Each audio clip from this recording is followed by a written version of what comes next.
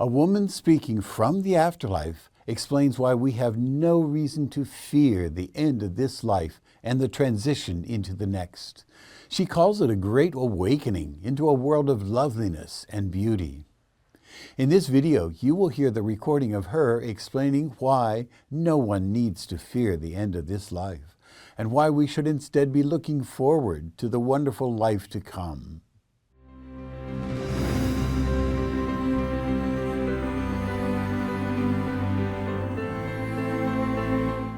Hello, I'm Dr. R. Craig Hogan, President of the Afterlife Research and Education Institute and Seek Reality Online. I'm the author of 8 books with the evidence you will come to the end of this life, but you will never die. Dame Alice Ellen Terry was a famous Shakespearean actress in the 19th and 20th centuries. She transitioned into the next life in 1928. In 1964, 36 years after her transition, she spoke eloquently about life in the afterlife in a Leslie Flint session. Leslie Flint was a remarkable direct voice medium in the 20th century. People from the afterlife came into the room where he was sitting and spoke through a voice box that formed on his shoulder. For the explanation of why we know his sessions are valid, go to the link in the description below. This is Dame Alice Ellen Terry speaking from the afterlife about life there. I can only say this to you, to all those who may listen. There is no need to fear the crossing from your world to this. It is the great adventure.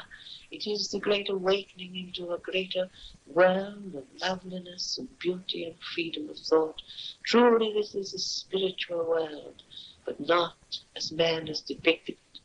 Indeed, it is so different and so tremendously alive, so vital, so tremendously, as it were, so far removed from man's conception of things that it cannot be depicted or described.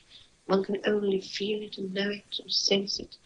It is so vast and so beautiful. Do not fear that passing from your worldliness, or whatever condition of life you may enter, no matter how lowly it may be. It will be a reflection of your world, but according to its condition, and according to your condition of passing, and particularly according to your development on heck of it, so you will find a condition that will apply to you and be best suited.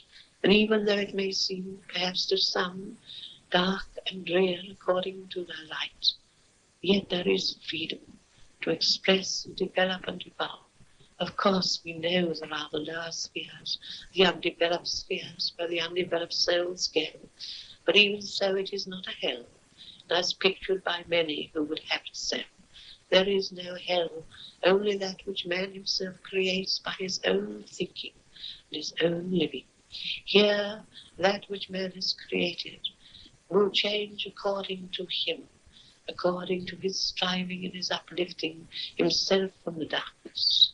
Man dwells oft times in darkness of his own creating. As soon as he begins to desire the spark of life eternal, as soon as he is endeavoring to strive and uplift himself from the last sphere, so he will be helped and guided, given instruction and shown the path. No one need fear, for this is a world of love and true brotherhood, and all who come will be shown the path and the way. There is no need for fear, for God truly is love, and this is a world of love in which all who dwell are seeking to uplift themselves from stage to stage in evolution to a greater sense of the reality of the power of spirit. All is good if man will but seek it and find it. Man will progress from the depths to the height. All is here for man to experience joy. It is truly the life of the spirit, but it is a spiritual existence far removed from man's ideas and man's conception of things. For this is a world created by the thought and the beauty of expression, of life, that is so far removed from the material ideas and ideals. Be patient, but above all strive to overcome the worst self, endeavoring to see with clarity of vision all that which is of God, truly of God, and cast aside all that which holds you back. Do not be afraid, for to have fear is a bad thing indeed. To have strength and faith and courage, and to lift up your eyes to the beauty of the spheres, this shall set you free.